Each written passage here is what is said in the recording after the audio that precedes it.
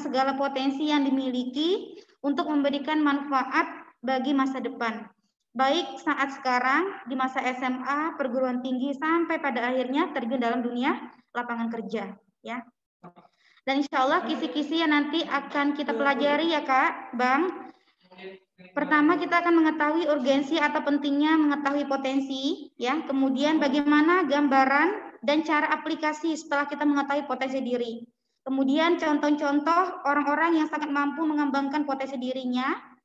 Selanjutnya metode atau cara mengembangkan potensi diri dan akibat yang terjadi jika kurang mampu dan tidak mengetahui potensi diri. Sekali lagi ya Kak, akan selalu ada jalan menuju sebuah kesuksesan bagi siapapun selama orang tersebut mau berusaha dan bekerja keras untuk memaksimalkan kemampuan yang dia miliki. Oke, lanjut. Langsung saja yang saya bacakan CV pemateri hari ini, insya Allah dengan pemateri yang luar biasa. Sudah kita kenal ya Kak, Kakak dan Abang sudah mengenali beliau dengan sering mengikuti kegiatan-kegiatan baik sebelumnya. Beliau bernama Emma Zati Baroroh, MPSI, psikolog. Ya, insya Allah beliau juga diamanahkan sebagai psikolog SMP IT Al-Mumtaz Pontianak. Ya, kemudian punya lembaga Emilia Counseling.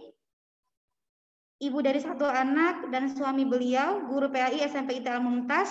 Alhamdulillahirrahmanirrahim, beliau juga sudah banyak pasien yang ditangani dan insya Allah semuanya bangkit jadi lebih baik ya. Mungkin itu saja dari Ustazah. Langsung saja ke pemateri yang luar biasa. Kita sambut dengan takbir. Allahu Akbar. Silakan Kak Roro. Allahu Akbar. Bismillahirrahmanirrahim. Assalamualaikum warahmatullahi wabarakatuh. Waalaikumsalam warahmatullahi wabarakatuh. Alhamdulillahirabbil alamin, kita bisa bertemu kembali di forum yang bahagia ini.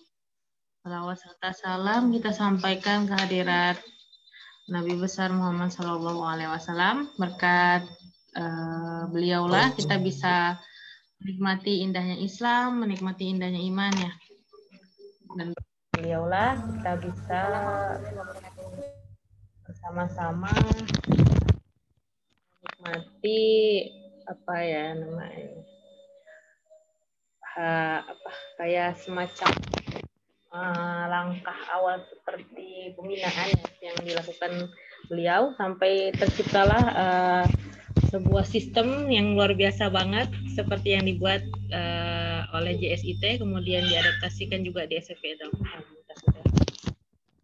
Senang sekali kakak bisa hadir kembali di sini bersama adik-adik yang luar biasa, sama Bu Dayang. Udah lama kita nggak bertemu ya Bu Dayang. Apa kabar Bu Dayang? Udah berapa lama Bu Dayang kita nggak ketemu? Luar biasa bersemangat insya Allah. Alhamdulillah ya. Kita hari ini membahas tentang potensi diri gitu. Mungkin adik-adik sering mendengar dan membahasnya. Pada hari ini kakak cuma memperdalamnya saja gitu ya. Lebih banyak mungkin kita bisa nanti sharing-sharing aja tentang hal tersebut seperti itu. Nah, kita lanjutkan dulu. Udah terlihat? Bisa terdengar nggak ya suaranya ya Bu Dayang? Ada suaranya nggak? Ya, alhamdulillah terdengar. Insya Allah terdengar kalau di saya. Oh iya. Nah hari ini kita membahas tentang mengenal potensi diri ya. Kenapa lanjut? Karena ini adalah tahapan yang saya harap adik-adik bisa lebih mendalaminya lebih dalam gitu. Sebenarnya kalau adik-adik yang mungkin 2 tahun lalu itu merasakan yang dasar itu di PLS gitu ya. Nah ini saya create lebih tahapnya lebih lanjut lagi seperti itu. Nah ini sudah diterangkan, tidak usah.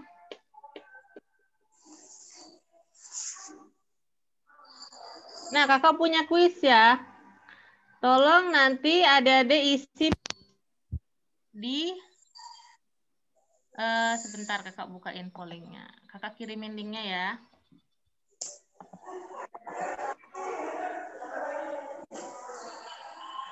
Nah. Bu Dayang tolong kirimkan link yang saya berikan nanti di grup kita ya. di bimbingan karir.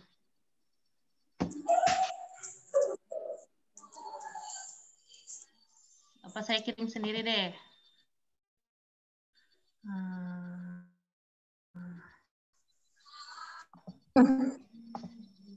Adik-adik tolong mengisi ya. Sebentar. Lola.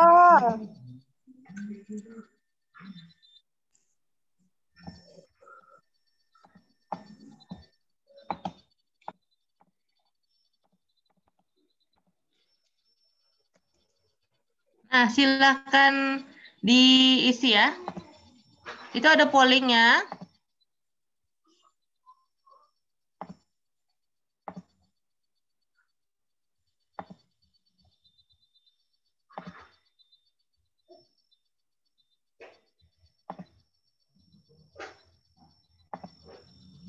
Nah, silahkan coba diisi pollingnya.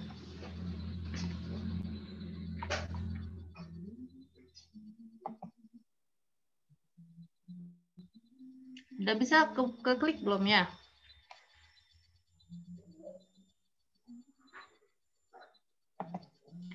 Pertanyaannya adalah... Nggak aktif linknya, Ustazah. Oh, nggak aktif ya. Nggak biru warnanya, nggak bisa diklik Mas itu. Udah ke? Coba di copy di browser mungkin. Ini sudah aktif sih di sini. Nggak biru ya?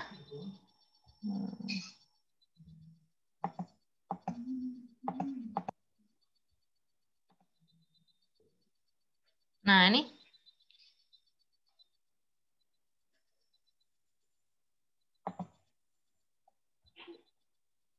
Belum bisa dibuka linknya.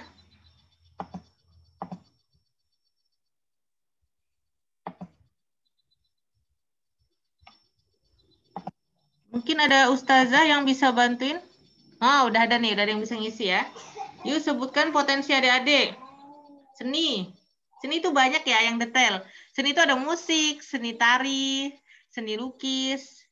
Nah, bagus, bagus sekali. Ya, menggambar. Nah. Terus, ada lagi enggak? Suka hasta karya, komikus, komputer.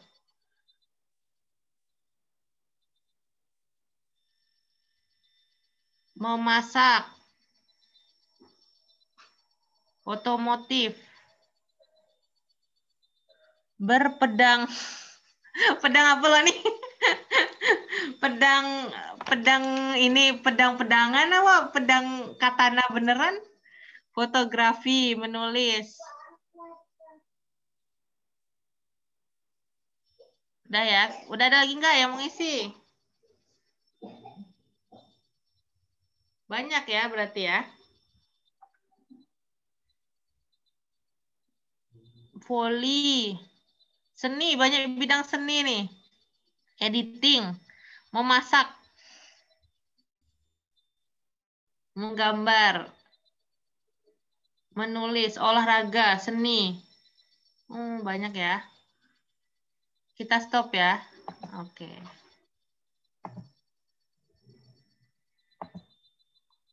Secara umum berarti adik-adik udah mengenal potensinya. Berarti kita udah dong ya sesinya. Enggak ya, bercanda. Jadi potensi itu sebenarnya bukan hanya kemampuan adik-adik gitu. Bukan hanya tadi kemampuan tentang seni, menggambar. Tapi potensi itu lebih luas lagi adik-adik. Jadi nanti kita akan gambarkan lebih dalam kayak gitu. Bahkan kita punya 2 tangan, punya kaki itu disebut potensi gitu.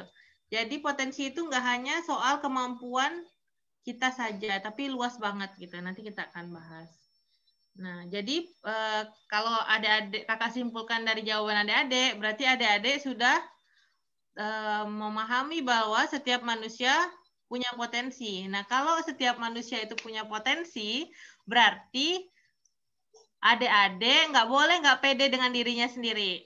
Karena apa? Kalau orang yang udah punya potensi, berarti dia itu tahu kapasitas atau dia itu tahu kemampuan dirinya. Nah, sekarang kakak pengen tahu deh, coba di chat, di kolom komentarnya. Masih ada nggak yang masih minder dengan dirinya sendiri?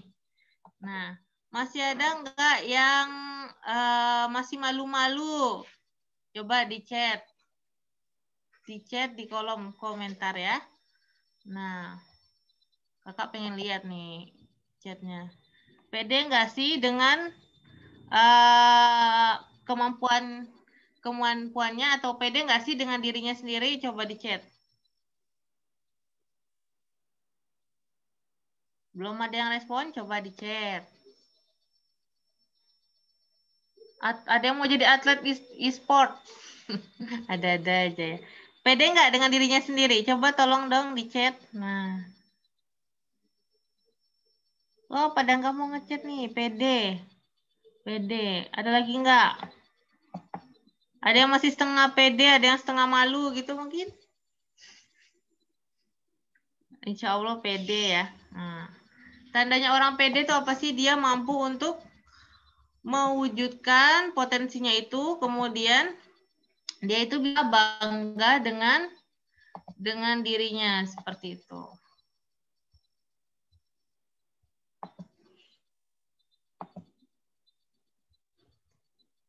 Nah, adik-adik seperti halnya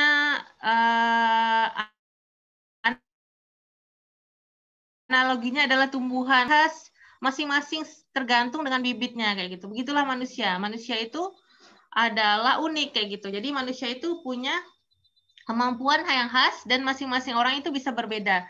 Tergantung di mana ia tumbuh, tergantung lahannya itu dikembangkan atau enggak, tergantung bakatnya itu muncul apa enggak.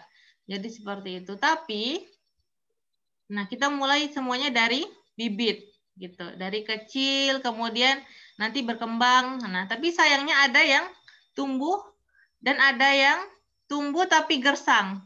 Nah, seperti itu. Adik-adik, ini bonsai ini kecil ya kelihatannya tumbuhannya, tapi bonsai ini mahal loh adik-adik gitu. Nah, kakak harap adik-adik bisa seperti itu, walaupun adik-adik masih kecil, masih dini, tapi adik-adik udah bisa mengembangkan dan mengetahui apa bakat dan potensinya seperti itu. Nah, tidak seperti pohon yang ini kayak gitu, tumbuh besar tapi gersang seperti itu. Nah, apa yang membuat berbeda? Padahal awalnya itu mereka itu sama, adik-adik. Tumbuh dari bibit kayak gitu, bibit yang tunas yang udah bisa berbeda seperti itu. Nah, dengan demikian berarti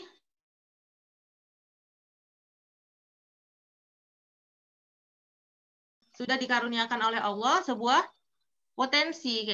Dalam sesungguhnya kami telah menciptakan manusia dalam bentuk yang sebaik-baiknya gitu. Jadi sebaik-baiknya itu jangan dinilai bahwa dengan hanya bentuk fisik saja kayak gitu. Belum tentu adik-adik orang yang fisiknya tidak sempurna, kita bilang itu adalah berkebutuhan khusus, tapi dia tidak memiliki kemampuan lain gitu. Bahkan ada yang misalnya tidak punya tangan, tidak punya kaki, dia bisa menjadi motivator yang terkenal seperti itu. Udah tahu belum? Pernah lihat nggak? Nanti cari di YouTube ya. Bismillahirrahmanirrahim. Kak, mohon maaf Ustazah Roro. Iya, gimana? Ya, jadi begini Ustazah Roro, tadi sebelumnya ada kendala teknis. Jadi akun saya tadi keluar atas nama Depi, Miss Depi pokoknya, Mem Dep. Kemudian ada beberapa siswa yang mau masuk, belum bisa masuk karena yang bisa memasukkan mereka itu hanya Kak Roro. Jadi hanya Kak Roro karena Pak dia menggunakan akun sekolah, jadi hanya satu pos atau admin yang bisa memasukkan anak-anak dan yang lain mau masuk. Oh gitu ini ya, di admit tuh ya? Ya, termasuk saya yang atas nama akunnya Ustazah Depi saya tadi akunnya. Karena tadi ada dan beberapa siswa yang memang tadi belum masuk, mohon maaf sebelumnya Ustazah, minta tolong nggak apa-apa. Disuruh masuk. Sudah bisa belum? Iya. Sudah ya? Oke. Mohon maaf sekali lagi Ustazah, orang minta maaf sekali. Ya, silakan. Ya, apa-apa. Silakan lanjut lagi Ustazah. Saya lanjutkan lagi ya. Demikian. Assalamualaikum. Jadi Waalaikumsalam. Jadi seperti yang saya bilang tadi bahwa belum penciptaan dalam bentuk sebaik-baiknya itu bukan hanya dari segi fisiknya saja kayak gitu. Tapi banyak juga disertai dengan kemampuan-kemampuan tadi, dengan kelebihan-kelebihan atau kesempurnaan yang diberikan oleh Allah. Misalnya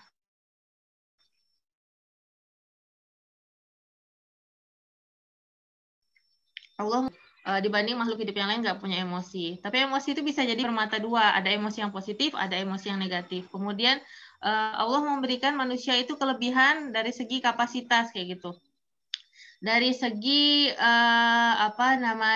bakat dan minat kayak gitu. Apakah makhluk hidup yang lain punya? Nah, tidak punya gitu. Jadi potensi itu tidak hanya bersifat yang adik-adik bilang saja tadi.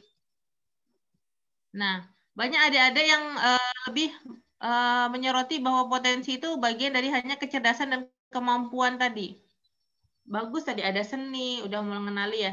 Ada musik, kemudian ada olahraga. Itu sebenarnya bagian dari kemampuan saja kayak gitu. Sebenarnya potensi itu tidak hanya nomor 4 ini adik-adik, tapi potensi itu ada yang dari fisiologis atau tubuh kita. Itu bagian dari potensi juga kayak gitu.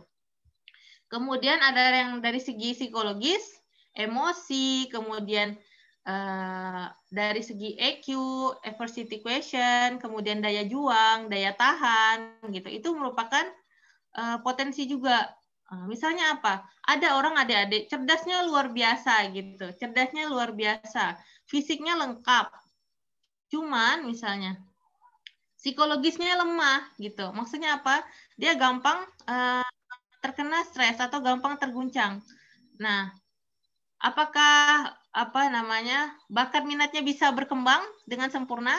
Nah, belum tentu juga kayak gitu. Jadi potensi yang kita miliki hendaknya bisa dikembangkan secara menyeluruh. Misalnya seperti apa sih? Sehat jasmani gitu ya. Jadi kita menjaga tubuh kita nih, mengoptimalkan tubuh kita untuk beraktivitas, misalnya menjaganya dengan olahraga, kemudian bagi adik-adik yang suka jualan nih, misalnya kita menggunakan tangan kita untuk jualan online, ngechat di HP misalnya. Kemudian dari psikologisnya gitu, kita punya semangat nih, semangat untuk berjuang gitu, semangat untuk berdagang misalnya kalau contohnya jadi pedagang. Misalnya kita nggak laku hari ini buat buat jajanan banyak banget. Ingat ya waktu saya masih belum sebelum pandemi kan ada LT2 gitu ya kalau nggak salah ya. Ada adik-adik itu diminta untuk jualan ya, yang kelas 1 mungkin sekarang berarti kelas 2 gitu.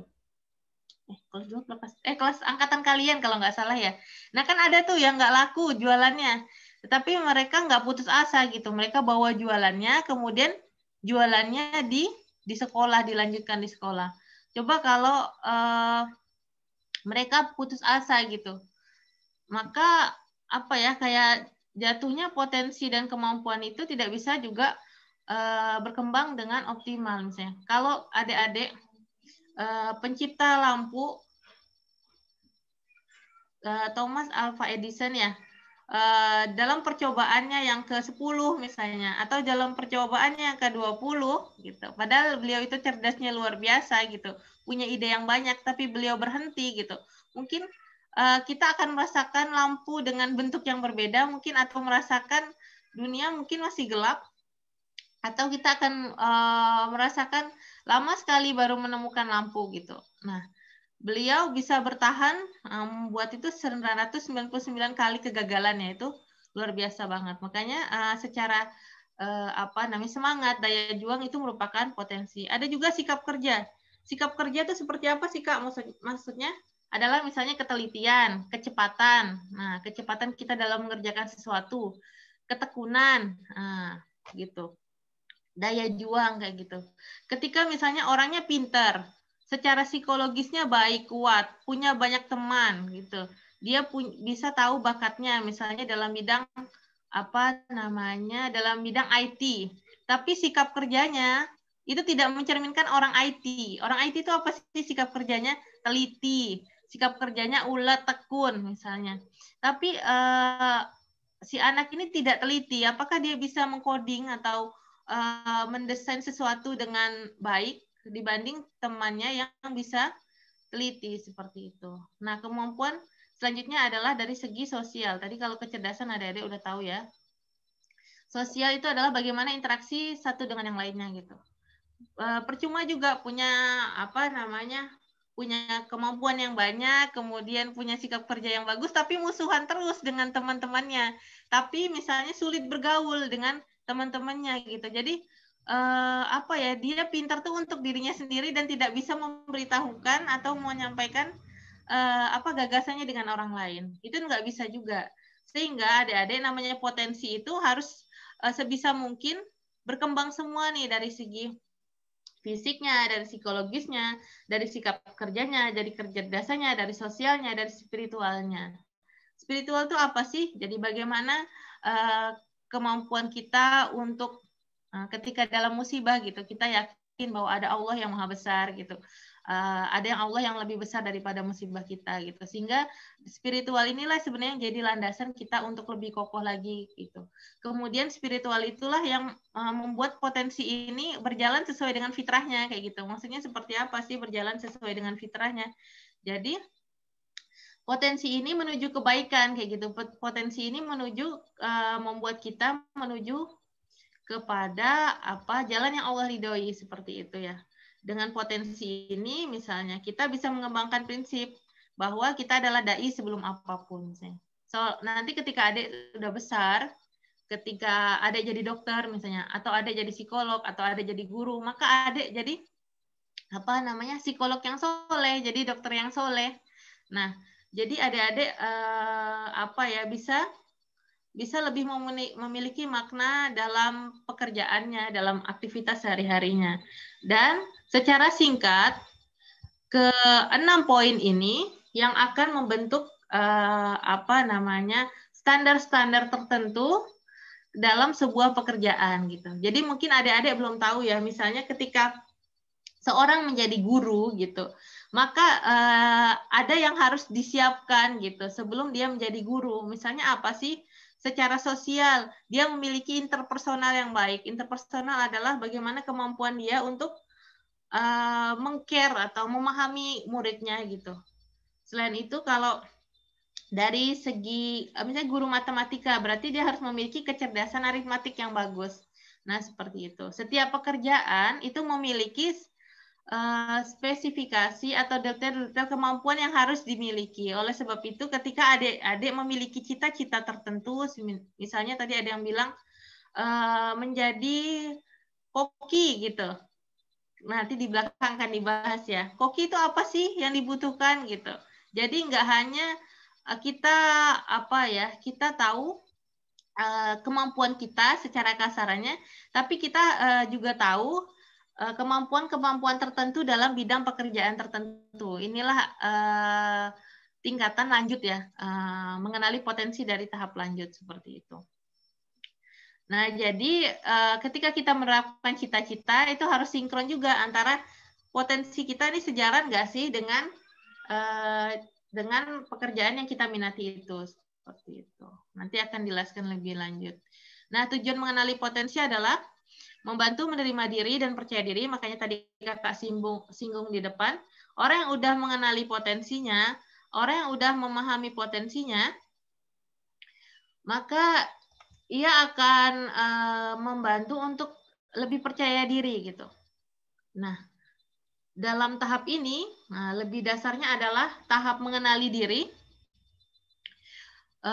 Mengenali diri itu di tahap adik-adik sekarang ini, usia-usia remaja gitu.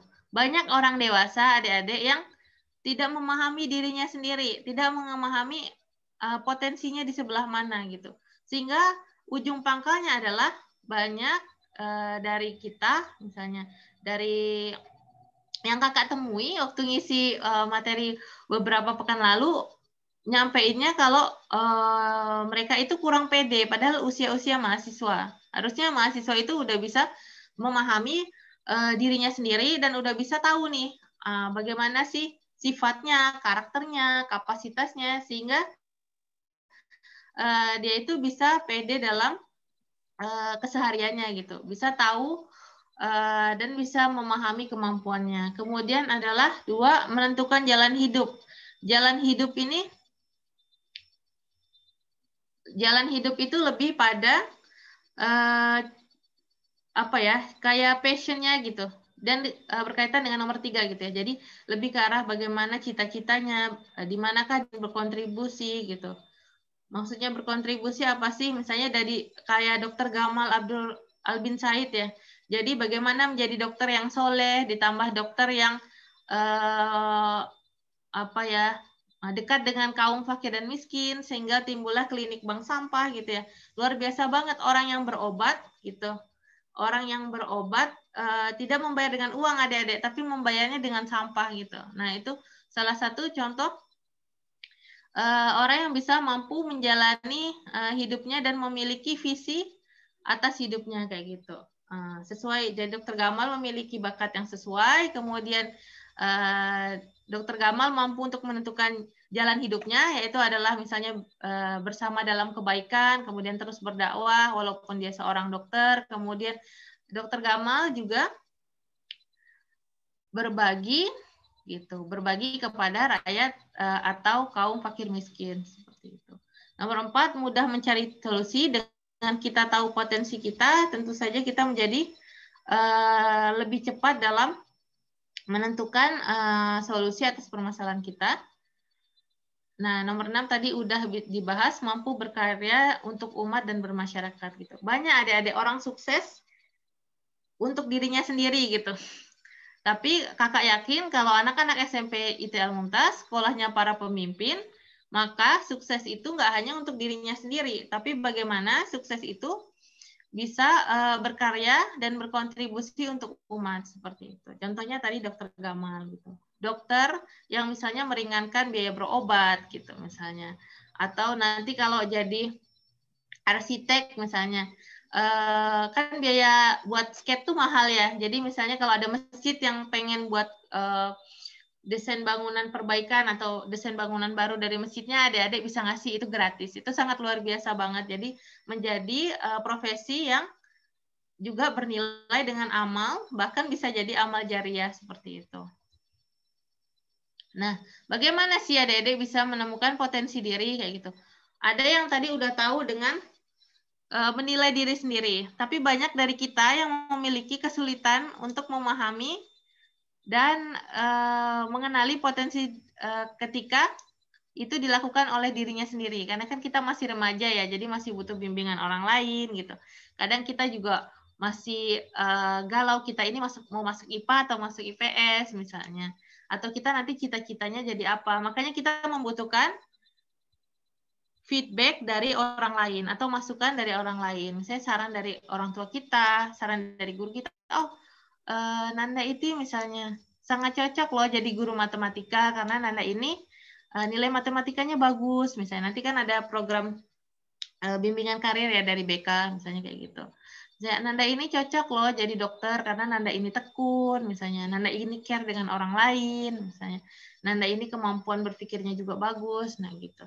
Kemudian yang penting juga adalah nomor 2. Jadi bagaimana potensi kita atau pekerjaan kita bisa sesuai dengan bidang yang disenangi atau diminati gitu. Menurut survei, nanti kita akan bahas di pertemuan ketika saya ngisi ya, kalau berkesempatan di selanjutnya itu kan sesuai dengan passion dan cita-cita ya. Banyak mahasiswa yang saya temui dan menurut riset, pekerjaan atau jurusan yang dipilihnya saat kuliah itu tidak sesuai dengan minat yang disenangi. Nah, sehingga apa? Ketika lebih sesuai dengan minat yang disenangi, maka dia akan lebih semangat adik-adik menjalaninya. Karena dia itu bukan hanya sekedar kepaksa atau udah terlanjur basah ya udah nyemplung sekalian gitu, enggak gitu. Jadi dia itu menjalani hari-harinya itu dengan senang kayak gitu. Mencintai pekerjaannya kayak gitu misalnya. Misalnya gini, repot banget ya, misalnya kalau jadi seorang akuntan. Akuntan tuh kan nyelimet ya hubungannya dengan angka-angka ribet. Tapi dia itu nggak suka matematika, kebayangkan. Setiap hari ketemu angka-angka, tapi dia itu nggak suka dengan matematika. Nah, itu. atau matematika ekonomi gitu ya. Jadi sehingga ketika kita ingin mengetahui potensi, kita harus selaras nih antara tiga ini. Kita bisa memahaminya. Kalau ketika kita tidak bisa memahaminya, kita meminta feedback atau masukan dari orang yang lebih tua. Juga kita bisa mencarinya dari bidang yang kita senangi. Nah, ketika kita misalnya masih kesulitan atau kita ingin mendalaminya lebih lanjut, kita bisa datang ke tenaga ahli. Tenaga ahli itu maksudnya siapa sih? Misalnya psikolog yang melakukan pengetesan secara keseluruhan tentang bakat dan minat adik-adik, disertai dengan nanti rekomendasi pekerjaan atau jurusan apa yang cocok dengan adik-adik gitu. Nah, sehingga ketika dilakukan bersama-sama antara nomor 1 sampai nomor 4, nah insya Allah adik-adik bisa lebih baik lagi dalam mengembangkan potensinya. Sebentar saya admit dulu ya. Nah, kita lanjut lagi.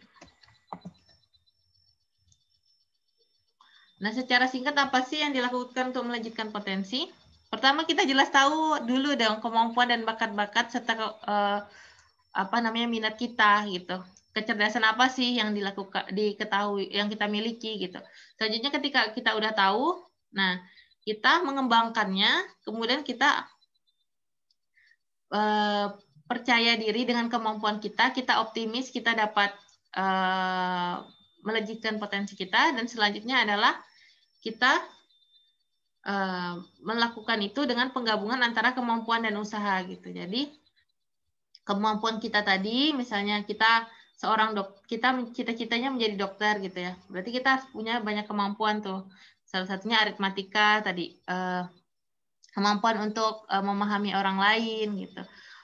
Kemudian selanjutnya adalah kemampuan untuk ketelitian kita, clerical kita juga harus bagus gitu, dan lain-lain. Kemampuan itu kemudian bersatu. Jangan lupa untuk usaha kita. Usaha kita tuh apa sih? Kalau kita pengen jadi dokter, rajin belajar, ditambah lagi kita sedikit-sedikit menambahkan pengetahuan kita tentang ilmu-ilmu kedokteran dasar, P3K, misalnya usaha kita yang lain jangan lupa untuk berdoa, seperti itu. Insya Allah ketiga hal ini bisa kita terapkan bersama-sama dari sejak dini kayak gitu. Insya Allah kita akan bisa sukses dan sesuai dengan ridha Allah Subhanahu Wa Taala. Gitu. Adik-adik banyak halangan untuk kita supaya nggak sukses gitu. Terutama pemuda-pemuda Muslim gitu ya. Misalnya salah satu tantangannya apa? Misalnya gadget yang ada di tangan kita kayak gitu. Itu adalah salah satu tantangan terbesar kita yang menghalangi kita untuk tidak sukses gitu ya. Orang-orang di luar sana, orang-orang musuh-musuh Islam itu nggak senang melihat pemuda Muslim itu sukses kayak gitu. Melihat pemuda Muslim itu bersemangat dalam agamanya, mengembangkan potensinya, dan kemudian berkiprah di dalam sosial, kemudian semakin mendekatkan diri pada Allah, maka diciptakanlah sarana-sarana untuk menghalangi pemuda Muslim supaya tidak berkembang. Misalnya apa sih? Pemuda Muslim dilenakan dengan pornografi kayak gitu ya. Itu jangan main-main adik-adik dengan pornografi. Kakak udah pernah nangani kasusnya, dan karena sepele menurut kalian ya, misalnya pornografi gitu ya. Kak nggak apa-apa dong nonton dikit-dikit gitu ya. Tapi itu bahaya banget adik-adik buat kognitif adik-adik gitu, buat daya nalar adik-adik. Itu beneran bisa membuat tumpul, itu real beneran kayak gitu. Membuat bakat itu tidak bisa terkenali. Itu bisa banget gitu. Jadi kakak benar-benar wanti-wanti kepada adik-adik gitu. Jangan buang waktu adik-adik dengan percuma, apalagi melakukan hal-hal maksiat, misalnya tadi nonton pornografi, kemudian lihat-lihat video yang tidak baik, nonton komik atau baca komik yang hentai misalnya, yang yang pornografi yang menjurus pada plus 18 tahun gitu ya, itu sangat berbahaya untuk perkembangan kapasitas adik-adik gitu. Daya nalar adik-adik itu bisa jadi langsung tidak semulus yang lain gitu, tidak seencer yang lain gitu, karena luka di otak akibat pornografi itu sama beratnya dengan kebenturan fisik gitu ya, kecelakaan gitu. Bayangin ketika adik-adik sudah sangat kecanduan itu, maka otomatis kapasitas dan kemampuan adik-adik itu tidak berkembang dengan sempurna seperti itu. Kita sedikit bahas tentang itu karena sayang banget adik-adik udah tahu potensinya, udah kenal dengan cara-cara ke arah mana mau mengembangkan potensinya, udah punya cita-cita, tapi misalnya kita masih terjebak pada hal-hal yang melenakan kita gitu. Jadi kalau Kak berarti nggak boleh dong nonton film, ya boleh aja misalnya, asal dari bisa menyeimbangkan waktu gitu. Kemudian nontonnya yang baik, nontonlah film-film yang mengembangkan kemampuan kita seperti itu. Nah ini sedikit kakak sampaikan tentang penelusuran potensi yang biasa kami pakai di psikologi dan oleh para psikolog gitu ya. Jadi penelusuran potensi itu penelusuran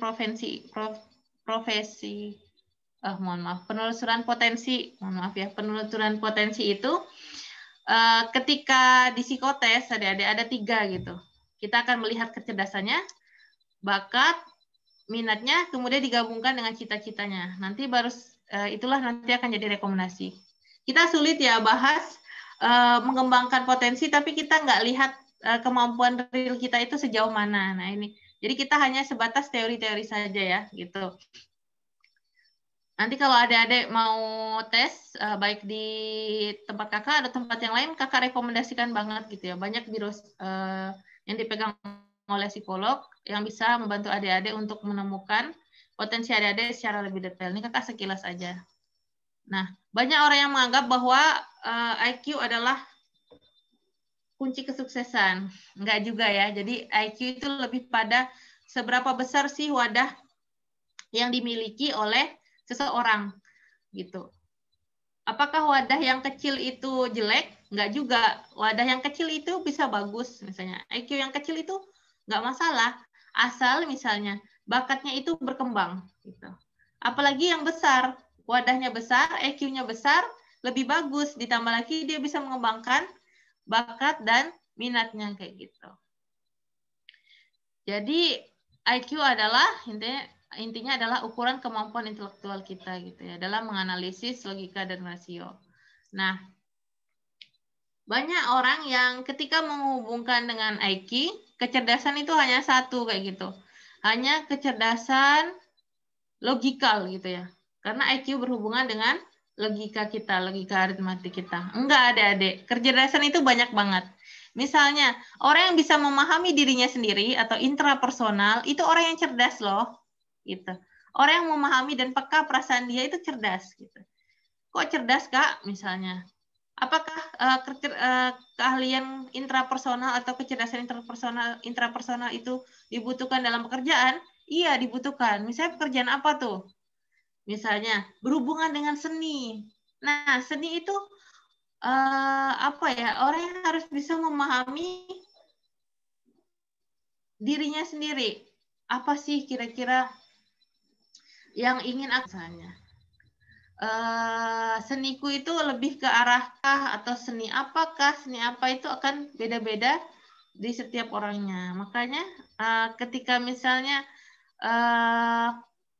seniman yang sukses itu dia punya ciri khas atas karyanya. Nah, ciri khas atas karyanya ini adalah salah satunya ditentukan oleh bagaimana dia memahami dirinya sendiri gitu. Kemudian orang yang olahraga itu cerdas loh, misalnya. Orang yang suka beraktivitas fisik itu cerdas loh, itu misalnya kecerdasan kinestetik. Misalnya pekerjaan-pekerjaan apa sih yang berhubungan dengan kinestetik? Misalnya jelas olahraga gitu. Apalagi pekerjaan apalagi yang berhubungan dengan skill kinestetik gitu. Misalnya adalah atau aktivitas yang berhubungan dengan fisik, misalnya adalah teknik juga ya. Misalnya teknik lebih ke arah teknik arsitektur itu juga butuh keaktifan fisik gitu. Kemudian interpersonal adalah kecerdasan bagian dari dia bisa memahami dirinya dan orang lain. Itu disebut cerdas gitu. Jadi ketika adik-adik bisa bisa mengenali perasaan orang lain, bisa tahu apa yang dimaksudkan dengan orang lain, itu juga disebut cerdas. Jadi adik-adik jangan sedih misalnya, oh nilai aku jelek-jelek gitu.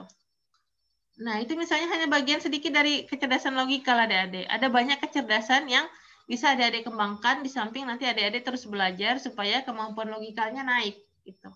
Misalnya apa sih pekerjaan yang butuh interpersonal yang gede misalnya psikolog gitu. Psikolog itu membutuhkan interpersonal yang gede gitu. Bagaimana dia mau menyembuhkan kliennya, bagaimana dia mau menyelesaikan masalah kliennya, tapi dia sulit untuk memahami orang lain.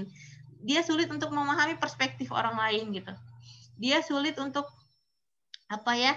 mengerti perasaan orang lain. Begitu juga dengan dokter gitu. Beda banget nanti dokter yang memiliki interpersonal yang baik sama yang enggak. Misalnya kalau yang memiliki interpersonal yang baik itu dokter-dokter yang seperti apa sih? Misalnya dokter yang banyak ngobrolnya, yang supel kayak gitu. Kayak dokter di depan rumah kakak itu ya, ada apotek itu supel banget. Kita jadi asik ngobrol sama dokter itu gitu misalnya. Dia bisa tahu dan bisa mengerti apa yang dirasakan pasiennya gitu. Misalnya dia apal dengan penyakit-penyakit pasiennya sebelumnya, kemudian ditanyain lagi bagaimana, udah sembuh belum penyakit yang sebelumnya. Nah, itu dokter yang memiliki interpersonal yang baik.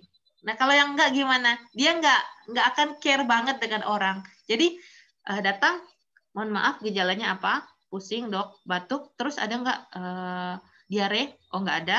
Kemudian malas makan enggak, Dok. Saya masih doyan makan. Oh ya udah ini resepnya. Nah, beda banget kan? Jadi ketika orang yang memiliki interpersonal, nah seorang dokter yang memiliki interpersonal itu beda dengan yang tidak memiliki interpersonal yang baik. Contohnya apa lagi sih yang memiliki interpersonal yang baik?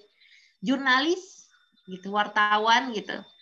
Nah, wartawan itu perlu untuk memiliki interpersonal yang baik karena dia akan berhubungan dengan orang lain, dengan subjek yang diwawancaranya gitu ya.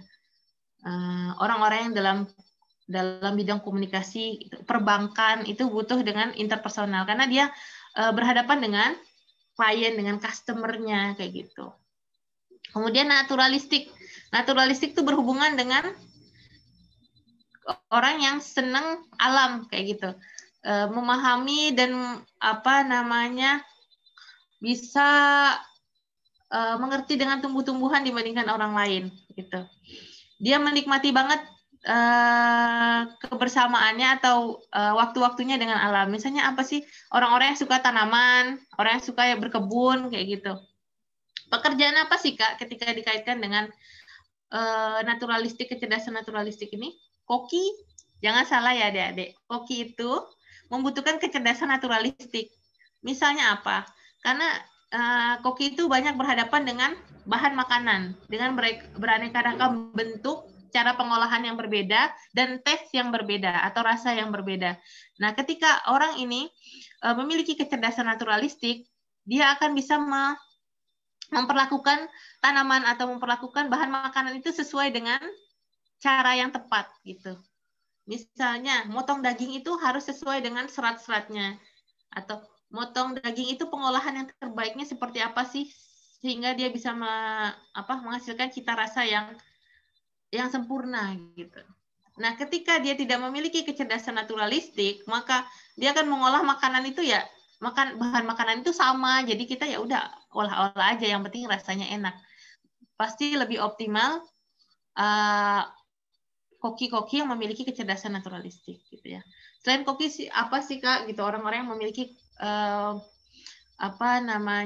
kecerdasan naturalistik, pekerja sosial dalam bidang alam ya, misalnya WWF gitu ya, adik-adik nanti jadi pencinta lingkungan, bekerja sama NGO asing atau bekerja bareng sama perusahaan luar negeri dalam bidang pelestarian lingkungan, itu harus senang naturalistik. Kalau nggak senang naturalistik gimana gitu? Kerjanya di alam, di hutan terus, tapi kayak bosan banget lihat pohon itu sama semua, nggak ada yang menariknya gitu. Kalau orang naturalistik itu melihat masing-masing daun itu bisa punya ketertarikan dan oh itu beda ya, ini menarik, itu menarik. Misalnya kakak nggak punya kecerdasan naturalistik, kakak disuruh kerja jadi apa namanya tuh pencinta lingkungan NGO kayak gitu ya, bekerja di WWF, misalnya kepedulian lingkungan, wah itu kakak pasti akan bosen banget ya, karena bukan passion kakak di situ gitu, karena kakak kurang menikmati apa namanya dengan alam kayak gitu. Nah, kemudian linguistik atau kemampuan berbahasa. Nah, kemampuan berbahasa itu contohnya apa sih pekerjaan-pekerjaan yang membutuhkan kemampuan bahasa? Kemampuan bahasa jelas penyiar ya. Nah, itu kalau penyiar, kalau kemampuan bahasanya itu kurang baik misalnya, itu akan sulit dimengerti itu penyampaian beritanya, jadi nggak asik kita dengernya. Gitu. Misalnya apa sih? YouTuber. Banyak ya generasi milenial yang pengen jadi YouTuber. Nah, pengen jadi YouTuber itu juga memiliki kecerdasan khusus loh adik-adik. Nggak hanya sembarangan orang bikin vlog, terus apa namanya asal upload gitu. Nggak gitu. Jadi ketika dia mau sesuai dengan bidang pekerjaannya, ada kapasitas tertentu yang sesuai dengan dirinya, itu maka lebih optimal. Kalau YouTuber tuh apa sih Kak? Kemampuan yang dimiliki kalau kecerdasannya jelas linguistik. Ya. Kemudian karena biasanya YouTuber itu ada hubungannya dengan seni atau instrumen-instrumen yang biasa dimasukkan ke dalam musiknya, berarti ada sedikit perlu kecerdasan musikal. Gitu. Kemudian kalau ingin menjadi YouTuber yang interaktif, berarti dan memahami apa namanya kebutuhan dari penontonnya, berarti seorang YouTuber harus punya kecerdasan interpersonal. Gitu. Bagaimana dengan profesi adik-adik? Adik-adik udah sejauh itu belum? Jadi cita-cita itu, setiap kemampuan dari profesi itu punya kemampuan yang spesifik gitu. Nah, logikal jelas ya. Mohon maaf, Kakak admit lagi. Nah, kalau kecerdasan logikal itu seperti apa sih, Kak? Kecerdasan logikal itu kayak pencerminan dari IQ itu sendiri, bagaimana kita mengolah informasi, menghubungkan sebab akibat. Nah, kemampuan logikal yang harus tinggi banget tuh apa sih? Dokter gitu ya. Kalau dokter kemampuan analisanya rendah, kebayang deh pasiennya sakit apa, diobatin apa gitu misalnya. Itu contohnya. Jadi Kak, misalnya kalau seorang dokter itu butuh kecerdasan apa aja ya Kak? Kira-kira apa tuh? Logikal. Kemudian tadi kalau untuk jadi dokter yang care butuh apa tuh? Butuh interpersonal yang baik. Kalau menjadi dokter yang komunikatif, dokter entertainer, butuh kemampuan linguistik. Atau dokter artis, dia butuh kemampuan linguistik. Nah, visual itu apa sih? Visual adalah misalnya berkaitan dengan daya bangun ruang, berkaitan dengan imajinasi tiga dimensi dalam otak kita. Misalnya kecerdasan apa sih orang-orang visual itu? Misalnya arsitektur, itu teknik-teknik banyak di kecerdasan visual ya. Jadi misalnya dia mau gambar sketch, ruangan 3x4 tuh ukurannya semana. Kalau disekatnya seperti apa? Dia bisa membayangkan di dalam imajinasi berpikirnya kayak gitu. Nah, itu sekilas dari kecerdasan. Kemudian ada lagi adik-adik. Nah, ini penjelasannya udah. Jadi ada bidang-bidang tertentu yang harus dimiliki ketika ingin jadi bidang tertentu. Misalnya kalau musikal itu apa sih? Penyanyi. Nah, harus memiliki kecerdasan musikal yang tinggi, pemusik. Kecerdasan naturalistik itu apa sih? Ahli biologi, botani, ahli kehutanan, ya, petani, pemburu, koki, gitu ya. Nah, intrapersonal itu apa sih? Nah, bidang kalau pengen jadi filsafat atau filsuf dan lain-lainnya. Ini tadi udah kakak jelasin.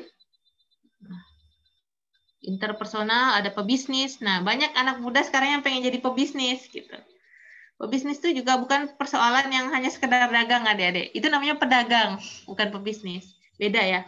Kalau pebisnis itu dia bisa memaintain bisnisnya. Kemudian orang yang bekerja dengan dia gitu. Kemudian dia bisa memiliki inovasi-inovasi dalam mengembangkan apa yang dia jual. Kalau pedagang ya udah sekedar dia dagangin barang kayak gitu. Nah, ketika ada anak pengen jadi pebisnis, kecerdasan apa yang diperlukan? Nah, apa tuh pebisnis? Kita balik ke depan.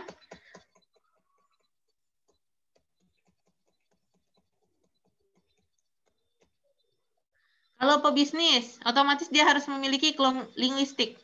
Karena dia modal utama adalah komunikasi pebisnis. Kemudian pebisnis juga harus memahami kebutuhan customer-nya. Barang apa sih yang lagi hits? Barang apa sih yang lagi dibutuhkan banget di era pandemi gini? Makanya pebisnis yang bisa bertahan di era COVID ini adalah pebisnis yang bisa menangkap peluang di tengah himpitan ekonomi. Nah, gitu. Kemudian apalagi sih? Kalau lebih bagusnya pebisnis itu cerdas. Jadi logikanya tinggi. Nah, insya Allah itu bisa jadi pebisnis yang sukses. Nah, makanya adik-adik ketika kita ingin menentukan cita-cita, kita harus selaras juga dengan kemampuan kita, dengan potensi kita. Dan kemudian kita harus sadar, cita-cita kita itu punya konsekuensi gitu. Nggak hanya sekedar cita-cita aja. Itu bedanya dengan mimpi. Maksudnya cita-cita yang memiliki konsekuensi itu apa sih, Kak Rara? Misalnya, cita-cita itu tadi, profesi itu punya karakteristik khusus gitu, yang harus kita penuhi untuk menjadi profesi itu. Misalnya seperti yang Kak jabarkan tadi. Bagaimana sih sikapnya seorang dokter? Bagaimana sih kecerdasannya seorang dokter? Nah, gitu. Kemudian ini adalah bakat. Nah, bakat itu secara umumnya ini ya, banyak banget deh. Ada tentang kemampuan menalar, ada tentang operasi matematis, ada kecepatan persepsi detail visual, kemudian ada kemampuan bahasa. Nah, bakat ini yang masing-masing orang bisa beda perkembangannya, tergantung dia latih atau enggak, kayak tadi tanaman itu. Tergantung dia kembangin atau enggak, kayak gitu. Misalnya, dokter selain kecerdasan yang tadi, ditambah apa sih Kak bagusnya kalau bakat yang berkembang dari seorang dokter itu? Misalnya, setidaknya kemampuan berbahasanya itu berkembang dengan sedang. Kemudian, operasi matematisnya dan kemampuan menalarnya harus tinggi, gitu. Karena dia akan menghitung berapa presentasi kegagalan dan kesembuhan orang ini dengan obat-obat tertentu, gitu. Sehingga harus tinggi, gitu. Kemampuan spasial seorang dokter perlu nggak sih ke ruangan? Nggak perlu, kecuali dokter bedah gitu ya. Perlu tapi nggak banyak gitu kalau dokter umum. Kalau dokter bedah harus perlu banget gitu. Karena dia akan melihat bagian mana sih yang akan dijahit gitu. Apakah terkena dengan organ-organ penting atau enggak. Nah, itu harus bisa membayangkan dalam pikirannya. Kemudian kecepatan persepsi detail visual perlu nggak sih Kak seorang dokter? Nah, begitu perlu. Kemudian tadi kita udah bahas arsitek. Selain kecerdasan yang tadi, ini Kakak langsung ke ranah praktisnya aja ya, biar lebih simpel gitu. Kalau seorang arsitek kira-kira apa sih yang dibutuhkan? Otomatis spasial atau keberuangannya harus tinggi, gitu, karena dia berhubungan dengan imajinasi. Khususnya adalah teknik sipil, menentukan rancang bangunan, menentukan desain bangunan atau teknik arsitektur, itu visualisasi keberuangannya harus tinggi dan kecepatan persepsinya harus, detail visualnya harus bagus. Kemudian apalagi sih kalau arsitek, operasi matematisnya tidak harus bagus tapi harus sedang, harus cukup. Kemampuan menalarnya juga cukup. Kemampuan bahasanya arsitek perlu nggak? Perlu tapi tidak harus tinggi. Nah, setiap pekerjaan, sekali lagi kayak tekankan, cita-cita itu punya tolak ukur yang berbeda, sehingga adik-adik ketika ingin menjadi cita-cita tertentu harus dipupuk sejak dini. Adik-adik harus berusaha melatihnya kemampuan-kemampuan yang ini gitu. Dan adik-adik harus tahu seberapa kemampuan adik-adik di bidang ini udah berkembang atau belum. Nah, caranya gimana sih Kak untuk mengetahuinya tadi? Udah Kakak jelasin kayak gitu ya. Nah, belum lagi kita bahas tentang minat. Pokoknya ketika kita membahas tentang potensi itu adik-adik itu sangat luas dan dalam. Jadi nggak hanya sekedar apa sih potensi adik-adik seperti yang adik-adik tuliskan di awal, menyanyi, musik, kemudian memasak. Nah, di dalam memasak itu butuh komponen-komponen tertentu supaya jadi koki yang hebat kayak gitu. Supaya nggak hanya sekedar masak gitu. Supaya masakannya itu bisa laku dijual, kemudian masaknya itu bisa bercita rasa yang spesial gitu ya. Misalnya minat, kita bahas yang udah dibahas aja ya. Outdoor itu minat yang di luar, keberuangan, dia suka menjelajah di luar dan lain-lain. Mekanikal adalah berhubungan dengan mesin-mesin, komputasional adalah angka-angka, coding-coding komputer gitu ya. Saintifik adalah tentang menelisik sesuatu secara ilmiah gitu ya. Personal contact adalah berhubungan dengan orang lain, minat berinteraksi dengan orang lain.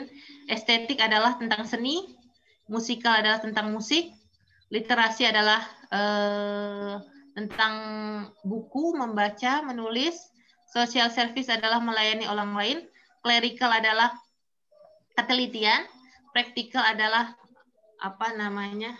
semacam keahlian dengan tangan atau membuat sesuatu dengan terampil. Medical adalah minat untuk mengobati. Bedanya minat adalah kesukaan kita kayak gitu. Suka. Nah, kita tertarik dalam bidang itu gitu. Misalnya kalau dokter dia harus tertarik minat apa sih? Otomatis medical. Jadi senang untuk mengobati orang lain. Clerical. Senang untuk melakukan sesuatu yang jelimet, yang detail gitu. Kemudian personal contact, social service itu tadi dokter yang bagus. Jadi dokter yang berorientasi pada orang lain gitu. Berorientasi untuk melayani orang lain sebaik mungkin. Jadi dokter yang ramah, dokter yang seru kayak gitu ya. Kemudian ada lagi nggak sih kalau dokter? Nah, udah cukup. Kalau ada tadi bidang seni gitu misalnya. Seni melukis misalnya, ada yang pengen jadi seni lukis. Utamanya apa sih Kak kalau seni lukis? Estetik ini harus tinggi kalau seni lukis. Clerical karena lukisan itu harus detail. Gitu ya. Practical berhubungan dengan kemampuan tangan gitu. Nah, jadi ketika ada yang jadi profesi tertentu harus lengkap tuh kecerdasannya, bakatnya, minatnya itu harus sejalan pada jalur yang benar gitu. Kalau nggak sejalan gimana Kak misalnya. Nah, kalau nggak sejalan kita lihat sejauh mana bakat itu, minat dan potensi itu berkembang gitu. Kemudian kita harus menambahkannya adik-adik, menambahkan kemampuan yang sejalan dengan profesi itu. Nah, ini asik banget kalau dibahas tahun lalu itu semuanya udah megang hasil psikotes. Jadi kita bisa bahasnya lebih personal jadi gitu, lebih detail. Nah, ini penutup dari Kakak, contoh figur orang sukses. Contoh orang-orang sukses yang menguasai posisi dengan baik dan mampu mengoptimalkan kemampuannya menjadi kenyataan dan akhirnya menjadi sukses. Jadi bagaimana orang sukses itu nggak datang tiba-tiba gitu. Mungkin adik-adik masih belum ada gambarannya. Pokoknya cita-citanya pengen membanggakan orang tua, pengen sukses. Nah, sukses yang seperti apa gitu. Sukses yang di bidang apa, itu banyak banget pilihannya gitu. Nah, intinya adalah bagaimana mengetahui potensi diri dengan baik dan mengoptimalkan kemampuan itu menjadi kenyataan. Mengoptimalkan bakatnya, minatnya, kayak gitu. Dan selalu berjuang dan akhirnya bisa menjadi sukses. Nah, ini adik-adik udah tahu, waktu itu kita udah pernah bahas. Ini adalah, beliau adalah Agim ya, jadi memiliki potensi spiritual yang bagus gitu. Fisik yang sehat, beliau suka memanah, suka berkuda. Kemudian secara psikologis juga beliau orang yang jujur nih, dengan modal kejujuran, kemudian profesional, itu sikap kejiwaannya yang luar biasa. Kemudian beliau memiliki daya tahan yang kuat, diterpa dalam berbagai masalah, beliau dapat bertahan.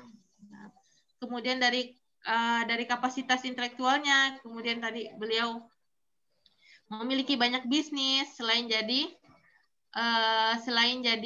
ulama, beliau punya sekolah kayak gitu. Otomatis kapasitas dan intelektualnya berkembang kayak gitu. Kemudian dari sikap kerjanya, beliau orang yang inovatif, ulet, tekun gitu ya. Ini Walt Disney. Sama gitu. Orang-orang ini bisa menyelaraskan potensi tadi, fisik, kemudian potensi psikologis, kemudian potensi, kalau spiritual Walt Disney nggak termasuk ya, karena spiritualnya berbeda gitu. Kemampuan intelektual, kemampuan berpikir, baik itu kecerdasan tadi yang 8, kemudian dan sikap kerja otomatis yang pantang menyerah. Banyak dari orang-orang sukses ini tidak langsung sukses, adik-adik. Banyak sekali kegagalan yang mereka terima, kebangkrutan kayak gitu, tapi mereka mampu untuk bertahan kayak gitu ya. Ini yang belum kakak bahas waktu di saat bertemu kalian adalah Michael Arder adalah pemain olahraga kelas American Football ini sangat menginspirasi banyak orang. Ia merupakan satu dari 12 anak yang dibesarkan dengan ibu Denise Arder yang hidup dengan ibu ketergantungan kokain dan ayah yang terus keluar masuk penjara. Kemudian sejak di bangku SMP, si Arder sangat tertarik menjadi pemain American Football. Dia latihan keras, kemudian dia berusaha mencari beasiswa dalam bidang olahraga, hingga dia bisa bermain di Liga Nasional gitu ya. Nah, adik-adik bisa baca bukunya di The Blind Side ketika adik-adik pengen jadi olahragawan gitu. Jadi nggak semua orang sukses itu hidup seperti adik-adik gitu. Hidup dengan orang tua yang mapan, orang tua yang mampu gitu. Ketika adik-adik pengen les apa aja, tinggal disebutin gitu. Adik-adik pengen les menggambar, melukis, adik-adik bisa bilang ke orang tuanya gitu. Banyak sekali orang sukses itu justru lahir dari keterbatasan ekonomi. Misalnya kayak Adar ini. Ibunya bayangin, kebayang enggak? Ibunya itu pecandu kokain, pecandu narkoba. Ayahnya adalah narapidana yang keluar masuk terus. Kemudian dia tunawisma, nggak punya rumah. Tapi dia bisa mewujudkan cita-citanya sebagai pemain American Football yang ternama di Amerika seperti itu. Sehingga tantangan ke depan, nah itu apa ya? Tidak mudah kayak gitu. Banyak tantangan-tantangan yang mungkin adik-adik hadapi di luar, tapi yakinlah dan terus berjuanglah kayak gitu. Jika bisa dari kecil ini adik-adik udah mulai mengembangkan bakatnya. Misalnya ada yang suka jadi pedagang. Mulai dari sekarang nih pandemi, adik-adik sambil sekolah, misalnya sambil jualan online, itu sangat luar biasa banget gitu. Sehingga ketika adik-adik udah besar nanti, adik-adik bisa luwes dan adik-adik bisa menjadi pengusaha yang sukses gitu. Misalnya ada yang pengen jadi koki gitu, adik-adik bisa latihan memasak terus, kemudian habis latihan memasak minta tanggapan oleh orang lain, minta feedback orang lain, kemudian ketika udah bagus adik-adik coba jual gitu. Nah, itu bisa jadi sarana untuk mengembangkan kemampuannya adik-adik dan bakat dan potensinya itu. Nah, adik-adik lihat lukisan ini nggak? Bagi kakak yang tidak mengerti seni, lukisan ini tuh lukisan apa sih? Kayak gitu. Kayak cuma coret-coretan doang gitu ya. Tapi adik-adik, tahukah adik-adik, lukisan kayak begini modelnya, yang kayak amburadul ini gitu ya. Bagi penikmat seni, itu bisa bernilai mahal banget ya. 300 juta US dollar. $1 adalah 14.000. Bayangin tuh, kali aja 14.000 kali 300 juta. Berapa deh tuh? Gitu ya. Nah, begitu juga dengan adik-adik yang memiliki ketertarikan dengan seni kayak gitu. Nah, banyak orang bilang kalau seniman itu pekerjaan yang tidak sangat menjanjikan gitu ya. Pekerjaan yang kayak dipandang sebelah mata gitu. Enggak juga, ketika seniman ini bisa mencari jati dirinya, kemudian bisa tahu seni mana yang dipilihnya, kemudian bisa mengembangkan seni yang orisinil atau seni yang lahir dari cita rasa dirinya sendiri, sehingga berbeda dari orang lain. Kemudian dia bisa terus melatih karya seninya, dia kursus dan lain-lain. Ini seninya jadi kayak gini, seni yang bernilai jutaan bahkan miliaran gitu ya. Bayangin satu lukisan bisa laku sebanyak itu gitu, luar biasa banget. Nah, intinya bagaimana tadi ketika kita menjadi seorang Muslim ada potensi spiritual di sana, sehingga potensi kita itu tidak hanya cukup untuk dikembangkan dan kita menjadi sukses saja adik-adik. Tapi bagaimana potensi kita itu bisa berguna untuk umat gitu. Bagaimana potensi kita itu bisa menjadi jalan kita untuk ke surga. Nah, contohnya tadi kakak berikan contoh dari Dokter Gamal gitu ya. Ada Agim gitu. Banyak sekali figur-figur khususnya sekarang lagi tren spiritual planner gitu ya. Pengusaha-pengusaha yang mengarah ke arah spiritual. Misalnya kalau di Jogja itu ada stick. Stick apa ya namanya tuh? Stick dari Pak Jordi kalau nggak salah tuh. Warung stick and shake itu adalah terkenal banget dalam socialpreneur-nya. Jadi bagaimana karyawan-karyawan di sana itu wajib hafal surat Al-Waqiah, gitu loh. Atau hafal dalam surat Yasin atau surat tertentu. Kemudian ada amal yauminya di dalam yang dikelola, yang dikontrol oleh pimpinannya, sehingga setiap mereka masak atau setiap mereka buka usaha itu hanya untuk Allah Subhanahu Wa Taala. Jadi usahanya itu nggak hanya sekedar ngejar sukses, nggak hanya sekedar ngejar kaya, tapi ngejar ridha Allah Subhanahu Wa Taala dan juga kesempatan untuk berbagi. Kalau warung stick itu di Jogja itu punya pondok pesantren gitu. Kemudian sering mengadakan kajian yang dibiayai dan mendatangkan ustadz-ustadz yang profesional, yang terkenal, yang bayarannya mahal, itu biasanya beliau yang bayarin. Itu luar biasa banget ketika adik-adik bisa seperti itu. Kakak yakin mungkin salah satu di antara kita gitu kemudian bisa jadi seperti itu. Semoga bisa menjadi amal yang baik ya. Nah, kakak doakan insya Allah pelan-pelan kita bisa menjadi sukses yang paripurna. Nggak hanya sukses di dunia aja, itu terlalu mainstream, itu terlalu biasa. Banyak orang yang bisa sukses ke arah sana. Tapi sukses di akhirat juga kayak gitu. Jadi sukses di dunia, kemudian berbagi dengan orang lain, kemudian jadilah kita dai sebelum apapun gitu ya. Nah, penutup dari kakak.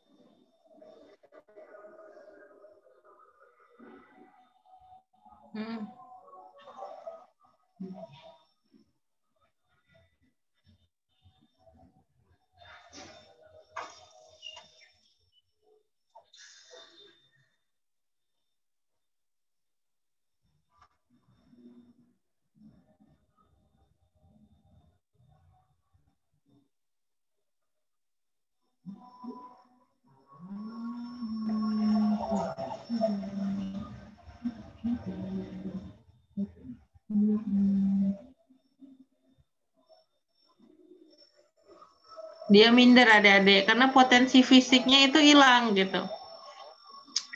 apa namanya, kulitnya yang bagus itu hilang gitu. Kebayang nggak kalau misalnya teman-teman kita yang kurang sempurna gitu, yang memiliki keterbatasan itu hanya melihat potensi itu dari tangan yang ada, kaki yang ada gitu. Bayangkan betapa sedihnya mereka. Tapi tadi potensi itu nggak hanya sekedar tangannya yang ada atau tubuhnya yang lengkap, tapi potensi itu banyak hal, adik-adik. Kemudian dia datang oleh orang yang menyemangati dia, banyak ngejek dia karena bulunya hilang kayak gitu. Kemudian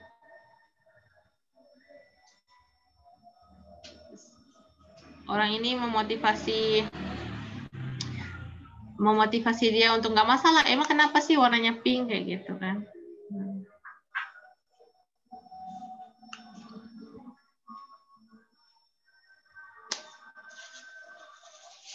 Nih, dia masih punya tubuh yang lengkap loh, kayak gitu. Bahkan masih ada memiliki pikiran, gitu, potensi yang lain, masih bisa nari, gitu.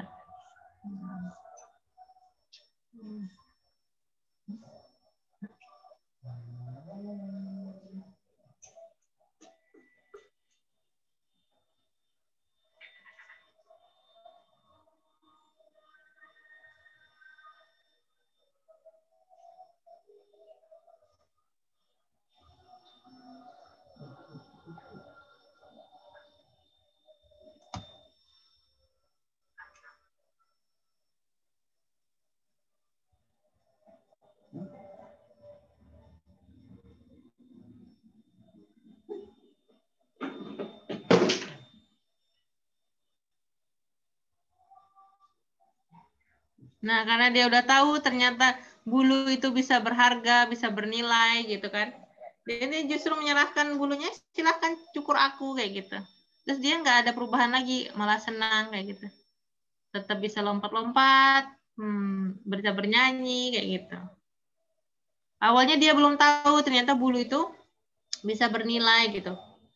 Nah, malah sedih kok bulu saya hilang gitu. Sekarang dengan dia tahu bulu itu ternyata bisa bernilai dan bisa dibutuhkan orang lain, dia malah senang gitu ya. Nah, sekian dari apa namanya penjabaran kakak. Intinya adalah tadi topik ini sangat seru adik-adik kalau kita udah bahasnya personal ya. Bahkan tahun lalu tuh kakak apa namanya kita bisa bahas intensif banget dari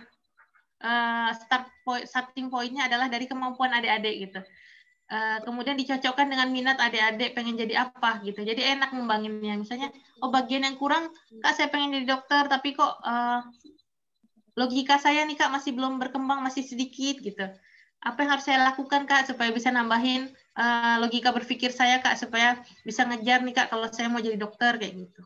Nah, itu lebih seru kalau kita bisa TikTok dua arah kayak gitu. Nah, cuman ada kondisi dan keterbatasan.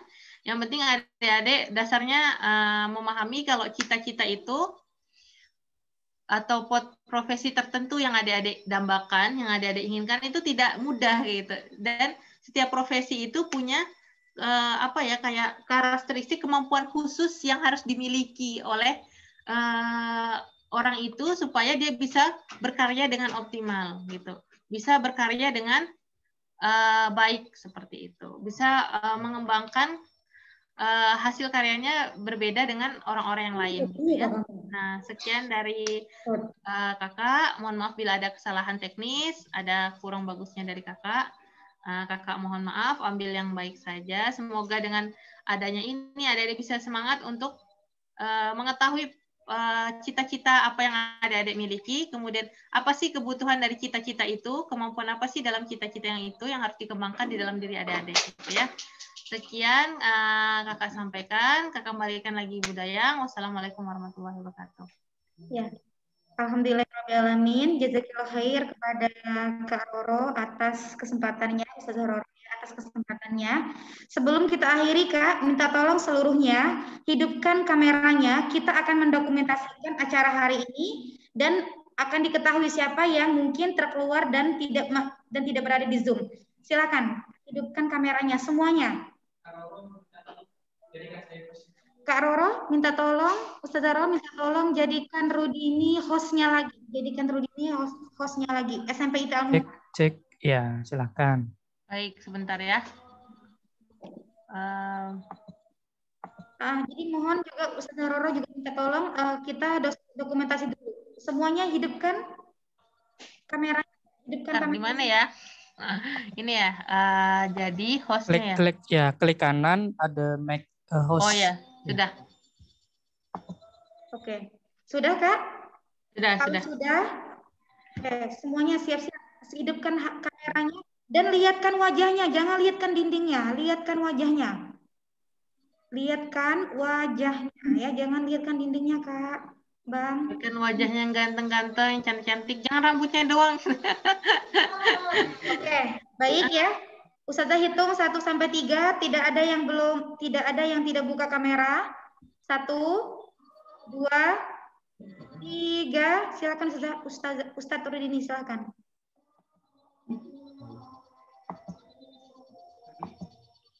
1, 2, 3. Oke, sudah? Sekali lagi ya, sekali lagi. 1, 2, 3. Oke. Oke, Afwan, sekali lagi kata ustadznya. Oh, 2 kali lagi. 1, 2, 3. Sekali lagi ya. 1, 2, 3. Oke. Kepada Ustazah Roro, pokoknya terima kasih banyak atas kesediaan waktunya, kesempatannya, pengalaman ilmunya yang dibagikan kepada anak-anak SMP ITL Mumtaz, karena waktu kita juga terbatas. Karena jadi tidak ada pertanyaan Ustazah Roro. Syukron jazakillah khair sekali lagi. Oke, kakak-kakak semuanya, follow up dari acara hari ini, insya Allah nanti Ustazah Dayang dan Ustadz Rudini akan membuat grup khusus bimbingan karir ya, khusus bimbingan karir hari ini. Jadi 9C, 9D Ustazah Dayang satu grup aja, dan 9A, 9B satu grup saja Ustadz Rudini. Ya nak ya. Dan insya Allah hari ini kita udah banyak banget mempelajari tentang potensi diri kita, dan insya Allah Ustazah percaya dan yakin anak-anak Ustazah semuanya benar-benar bisa memahami dengan baik materi ini. Dan tunggu lagi keseruan ya Kak, keseruan kita di pekan kedua Talkshow bersama Ustazah Dayang dan Ustadz Rudini yang membahas tentang materi menyelaraskan pesan dan karir, insya Allah Kak. Jadi jangan sampai tidak bergabung dan jangan sampai tidak mengikuti, karena akan seru dan lebih asik lagi mengikuti talkshow kita ya Kak ya Bang. Oke, jadi bimbingan karir ini adalah salah satu syarat kelulusan anak-anak ustazah semua, maka tidak boleh tidak hadir kalau ada bimbingan karir, baik itu webinarnya, talkshow-nya, atau bahkan nanti webinar terakhir. Jadi kalian adalah yang spesial Kak, Bang. Karena kalian spesial, maka kami berikan persembahan terbaik sebelum kalian akhirnya lulus dari SMP ITL Mumtaz. Maka jangan sia-siakan kesempatan yang berharga ini. Oke, karena waktu kita juga udah azan. Terakhir dari Ustazah ya nak ya, hasrat akan sebuah kesuksesan harus jauh lebih besar daripada ketakutan kita akan sebuah kegagalan. Jadi mudah-mudahan anak-anak Ustazah semuanya terus semangat menggapai kesuksesan, dan jangan sampai ketakutan kegagalan itu membuat kalian terhambat ya nak ya. Dan ingat Quran surah Wal Asri ya, sungguhnya demi masa manusia berada dalam kerugian kecuali orang-orang yang beriman, beramal soleh, dan orang-orang yang mengingatkan dalam kebenaran dan kebaikan dan kesabaran ya. Oke, itu saja dari Ustazah. Kita tutup dengan melafazkan hamdalah. Alhamdulillahirobbilalamin. Istighfar, astagfirullahaladzim. Kemudian doa penutup majelis.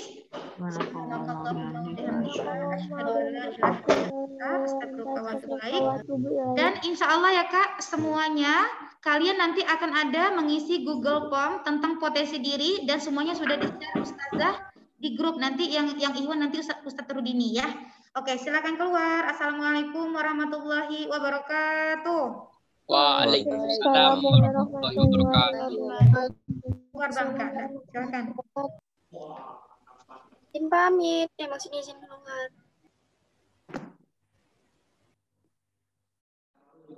Assalamualaikum. Waalaikumsalam warahmatullahi wabarakatuh.